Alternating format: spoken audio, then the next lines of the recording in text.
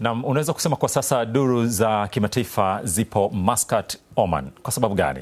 Ni eneo ambalo limechaguliwa kwa ajili ya mazungumzo mahususi yanayohusiana na mgogoro wa mataifa ambayo yote ni makubwa, Iran na Marekani, ambayo katika siku za hivi karibuni yamekuwa kwenye mvutano na hasa kuhusiana na swala zima la silaha za nyuklia.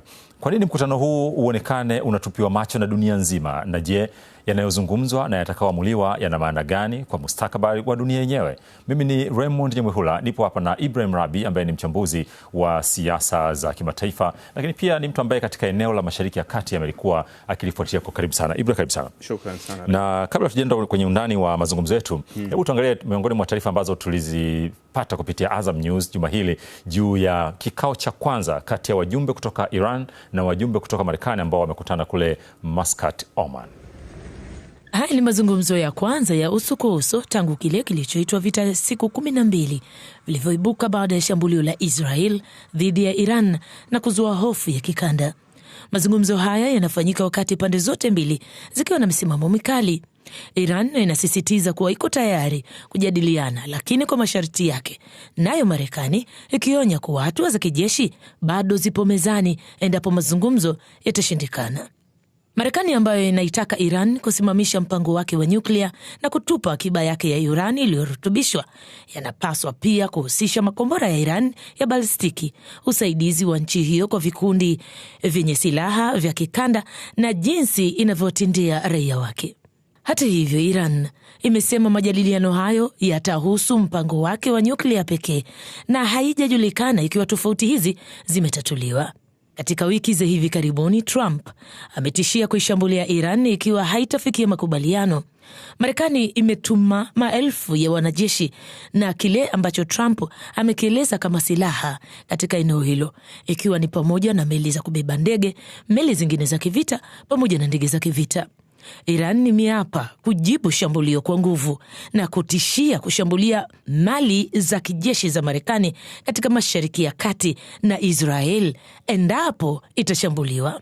Kwa viongozi wa Iran walio katika mgogoro, mazungumzo hayo yanaweza kuwa na nafasi ya mwisho ya kuzuia hatua za kijeshi za Marekani ambazo zinaweza kudhoofisha zaidi utawala huo, ambao wachambuzi wanasema uko katika nafasi dhaifu zaidi tangu ulipoingia madarakani kufuatia mapinduzi ya Kiislamu mwaka 1979. Mgogoro wa sasa umeleta mjadala kuhusu suala la mpango wa nyuklia wa Iran ambao umekuwa kitovu cha mzozo wa muda mrefu na nchi za Magharibi. Kwa miongo kadhaa, Iran imesema mpango wake ni wa amani, wakati Marekani na Israel zikishutumu kuwa sehemu ya juhudi za kutengeneza silaha. Iran inasema ina haki ya kurutubisha urani katika eneo lake na imekataa wito wa akiba yake ya urani iliyorutubishwa sana ya kilo 400 kama pauni 880 hivi kuhamishwa nje ya nchi ya tatu. Ivona Kamuntu, Azam News. Hayo ndio ambayo yanaendelea unapozungumzia Iran na Marekani kwa hivi sasa. Ibrahim Rahbi, tunakumbuka mwaka jana wakati fulani Donald Trump na serikali yake ya Marekani walijinasibu mbele ya dunia kwamba walituma ndege zao wakavishambulia vinu muhimu vya nyuklia na wakaviteketeza. Lakini sasa inaonekana bado ajenda ya nyuklia ipo mezani kwenye mazungumzo haya. Kwa nini nyuklia inakuwa ni gumzo na mvutano kati ya nchi hizi mbili?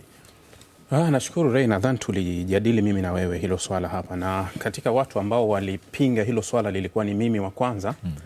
Ila kuna washabiki walinishambulia sana kwa hilo. Nilisema kuwa Marekani walikuwa wameamua kutoka kwenye vita kwa kutumia staili ya kikubwa. Kwa sababu bila shaka vita ilikuwa imeshawaelemea.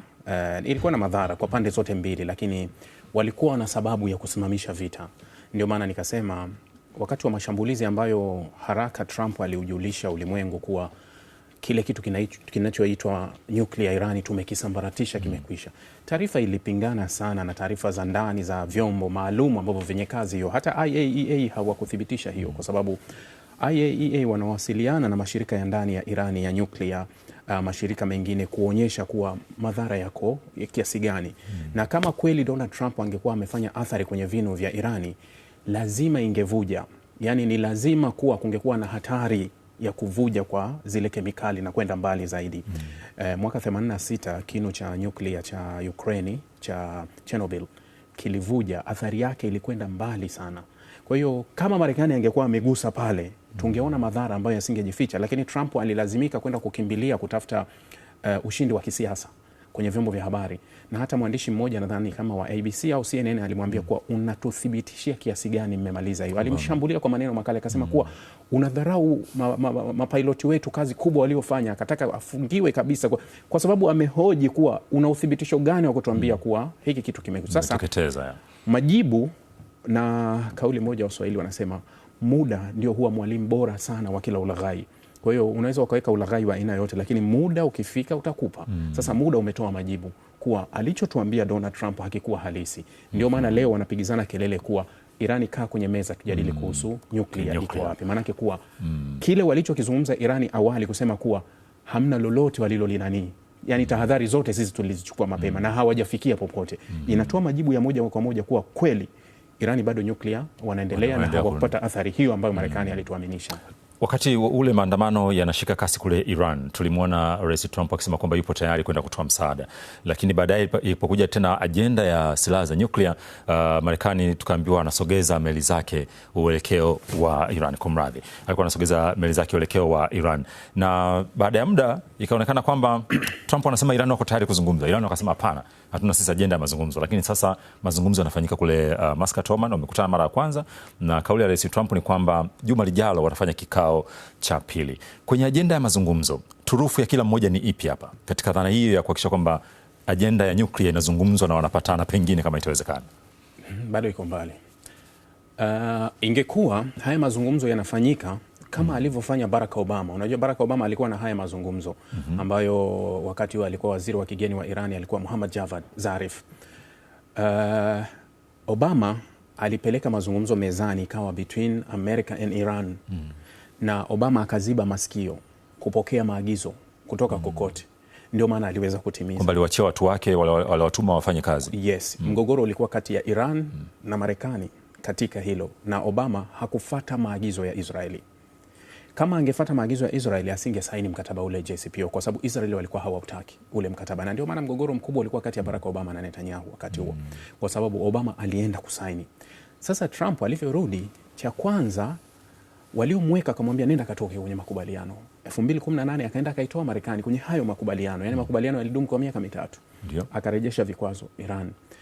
Ajenda ngumu ni ipi? Hivi sasa walikuwa na ajenda 3. Kabla ya dunia kuwakosoa sana wameongeza ya 4.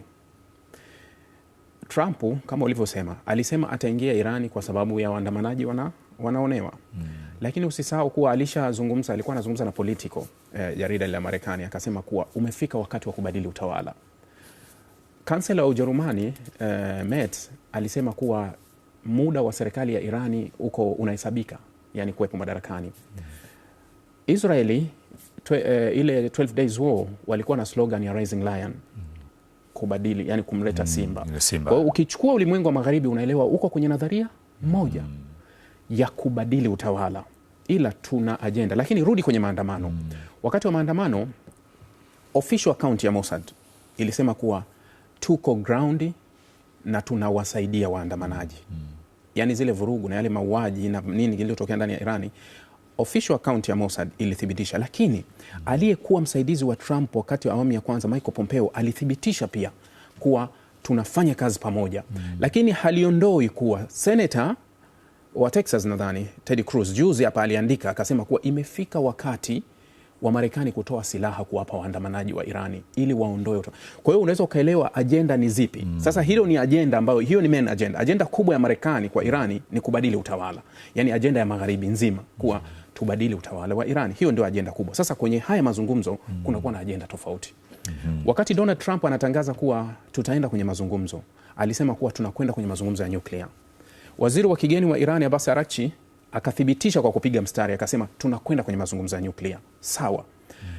Alivyosafiri Jared na mwenzake Steve kwenda Israeli, Marco Rubio akatangaza tunakwenda kwenye mazungumzo ya nyuklia sambamba na makombora pamoja na proxy wa Iran.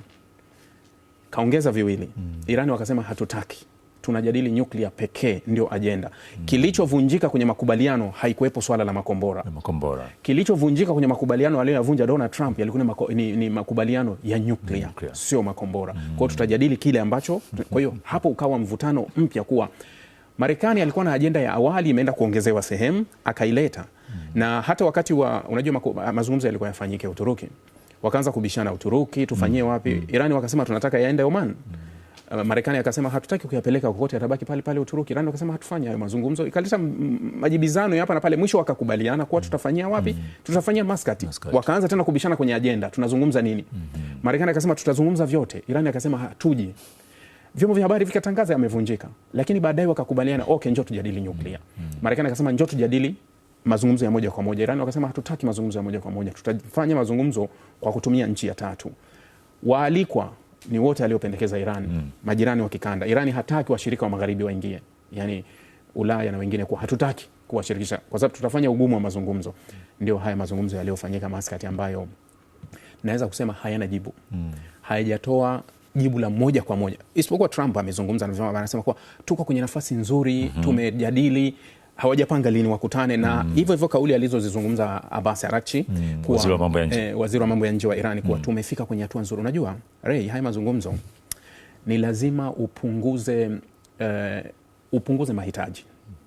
Swala lolote, yani unaweza kuwa unatamani upate kitu fulani, lakini kuna ugumu wa kupata kitu fulani. Ni lazima kuna wakati upunguze malengo. Sasa ukifia Irani, hatutaki kujadili kuhusu makombora yetu, hatutaki kujadili kuhusu proxy wetu, tutajadili kuhusu nyuklia, ujazo, upunguzo, kuhamisha, na hii kitu pekee wanakubali kujadili.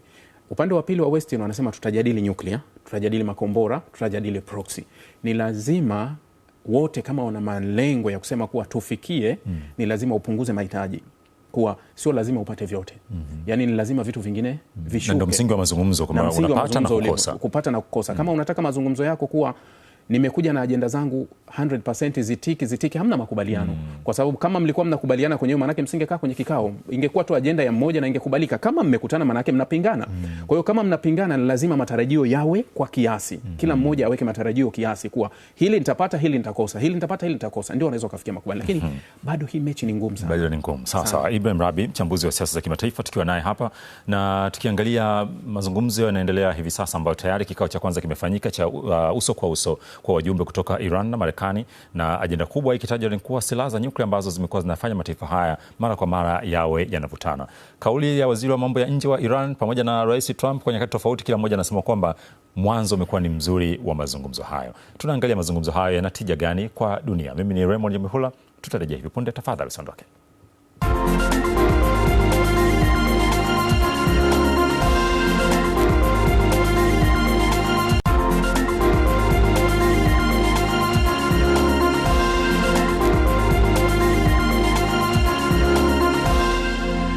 Asante sana, karibu sehemu ya pili. Kipindi ni Chekeche, uchambuzi wa siasa na diplomasia za kimataifa. Mimi ni Raymond Nyamwihula, nipo na Ibrahim Rahbi ambaye ni mchambuzi wa siasa za kimataifa, tukiangalia Iran na Marekani ambazo zimekuwa kwenye mzozo katika dhana nzima ya matumizi ya silaha za nyuklia, na sasa wamefikia hatua ya kukaa katika mazungumzo kule Muscat, Oman.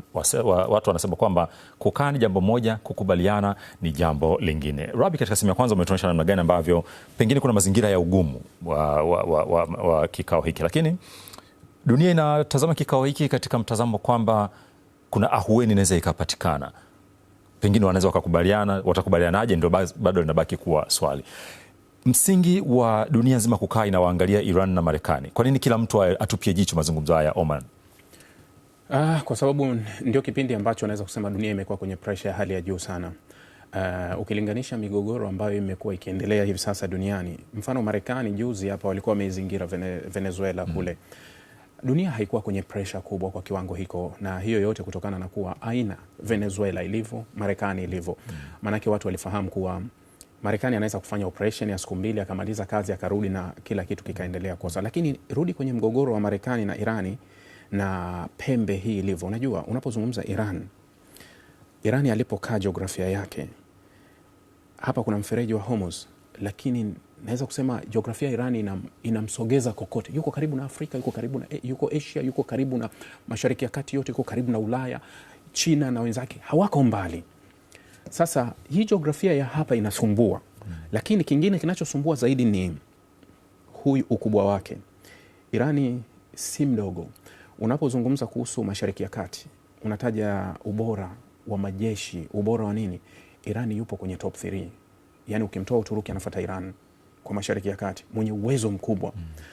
Ndio maana hata makombora imekuwa ni mjadala, yani kuwa uwezo gani wa makombora, yani hilo liko. Ndio maana unaona kwa nini dunia inakuwa vile. Dunia inakuwa kwenye pressure kubwa kwa sababu hii vita ya hapa inaweza ile kauli anaisema kiongozi wa Irani Khamenei kuwa mkitugusa Mashariki ya Kati yote italipuka. Na nilimsikia kamanda Admiral anasema huenda Marekani akitugusa ikawa mwisho wake kuwepo Mashariki ya Kati, yani kuwa tutamtoa Mashariki ya Kati. Maana yake nini? Tutashambulia kambi zake zote zilizopo Mashariki ya Kati. Sasa ukiangalia Marekani ana askari zaidi ya 40,000 katika ile eneo. Wengi zaidi wako Kuwait 13,500, Qatar 9,000. Sio eneo lote lile Marekani ana askari, lakini ana kambi nyingi za kijeshi zimejaa pale. Irani wanasema kuwa nchi yoyote itakayoruhusu Marekani atumie ardhi yake kutushambulia itakuwa ni shabaha. Kwa hiyo unaweza ukaelewa picha inakuja vipi, kwa sababu jinsi Marekani alivyoigawa, mfano jinsi alivyokuwa akipanga vikosi vyake vingi, alipanga Jordan. Mara hiyo anasema tuanzie Jordan, lakini pia kuna Qatar, kuna Kuwait, kuna Uturuki, Saudi Arabia. Kote anafikiria labda tutaanzia huku. Sasa Irani anakuambia nitajibu kote. Kwa hiyo unaweza ukahisi kuwa hali inayokuwepo, ile taharuki inayokuwepo katika ile eneo. Lakini usisahau mmiliki wa Hormuz ni Irani na Oman. Kilomita 39 pwani mpaka pwani, ule mfereji Irani anaumiliki. Anasema kama patavurugika, kama mnategemea mtuvuruge halafu mfaidike na mgogoro, basi msahau, tutavurugika wote. Wanasema asilimia 85 ya mafuta ya Iraki yanapita hapa na 35 ya Saudi Arabia, na asilimia 20 ya LNG, liquid natural gas, inapita hapa. Theluthi moja ya biashara yote duniani inapita hapa. Athari ya hapa, kwanza sehemu ambayo itagonga zaidi ni kwetu, kwa sababu sisi hapa ndio kwetu. Kwa maana ya Afrika Mashariki na eneo kubwa la Afrika, sisi ndio tutaumia zaidi kwa huu mgogoro kuja hapa, kwa sababu kwa nishati sisi hapa ndio nyumbani. Tunapochukulia nishati tofauti kabisa na wengine ambapo wanafanya, lakini sisi hapa ni karibu na kwetu, kwa hiyo tunachukulia sana hapa. Sisi tutaumia sana. Ndio maana unaona kuwa dunia inatazama itakuwaje, watakubaliana vipi, yani watakwenda kwenye lipi. Kuna kitu kimoja unajua Ray, mfano Irani wanasema kuwa hatuwezi kujadili kuhusu usalama wetu. Wao wanapozungumza kuhusu makombora ya masafa marefu wanazungumzia usalama. Ni kama vile anavyozungumza Urusi, anasema kuwa mimi ni tishio kwa sababu nina nyuklia. Marekani, mimi ni tishio kwa sababu nina nyuklia. Sijui Ufaransa nina nyuklia, China nina nyuklia. Yani kila mmoja haguswi kwa sababu ana nyuklia. Kwa hiyo Irani, mbadala wa nyuklia ni uwezo wake wa makombora. Kuwa huu ni ulinzi wangu. Yani kwa nini tujadili kuhusu ulinzi wangu? Maana anasema anarutubisha kwa ajili ya yani matumizi yake ndani na maslahi yake. Unaweza kusema kwenye urani au kwenye nyuklia, hiyo ni mjadala. Hata wao walisema kuwa tunaweza tukajadili. Sema walikuwa wanashindana kitu kimoja, kuwa kilogramu 400 zilizorutubishwa. Marekani na wengine walitaka zihamishwe. Kuna wakati walitaka zipelekwe Urusi. Urusi akasema hatutaki. Zihamishwe zipelekwe kwa nchi ya. Niliona Al Jazeera juzi iliandika, ilikuwa imeona baadhi ya mkataba wa makubaliano ambao ulikuwa unataka, unasema kuwa Irani itatakiwa kusitisha uzalishaji wa urani kwa miaka 3 ikiwa 0. Halafu baada ya pale itaruhusiwa kurutubisha kwa 1.5. Wakati huo itakubali kuhamisha akiba yake ile ya 400 ipelekwe kwenye nchi ya 3.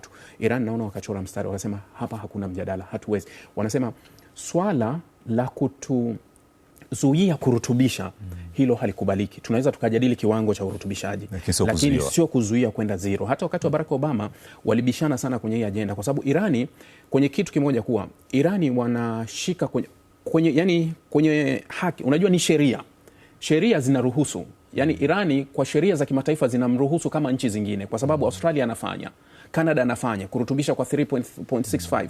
Ni haki ya nchi yoyote, mradi ufuatiliaji upo. Utasaini mkataba wa NPT, utasaini makubaliano ya IEA ambao wataruhusiwa kuja kufanya utafiti, kukagua, lakini 3.65 inaruhusiwa. Wakosoaji wake wamekuwa wanasema kwamba Irani ana vitu anavificha, pamoja na kwamba kiwango kinajulikana, lakini kuna vitu anavificha, ndio maana wanakuwa na mashaka naye kwenye masuala lazima ya nyuklia na urutubishaji. Hii naweza nikakwambia Ray, ni moja ya double standard, moja ya ajabu duniani iliyopo. Irani ni mwanachama wa NPT.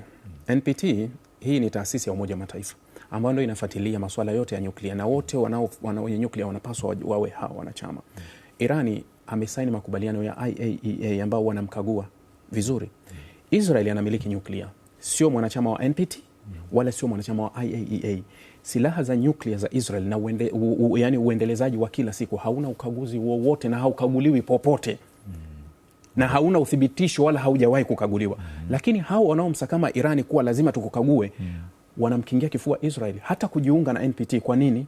Kwa sababu NPT ukisaini ule mkataba unazuia uendelezaji wa nyuklia, kwa sababu dunia imechoka kuwa na nyuklia, kuwa wanataka tupunguze uzalishaji mkubwa wa nyuklia. Lakini Israel hajasaini NPT, lakini hana vikwazo. Kwa nini? Irani yuko NPT amesaini. IAEA ambao wanatakiwa wakague uendelezaji wa nyuklia, Israel hataki hata waguse kwake. Irani amesaini na IAEA wanamkagua. Sasa hii double standard ya dunia ndio inapochosha watu kuwa kwa nini fulani. Wewe fikiria mfano, Donald Trump kwa miezi mitatu iliyopita ameidhinisha uuzaji wa silaha kwa Israeli unaweza kufika kama bilioni $15 kwa miezi mitatu. Silaha, makombora, Apache na nini. Lakini unaidhinisha kwa Israeli, halafu unataka Irani aondoe ulinzi wake. Yani Irani kaamua kujitengenezea yeye.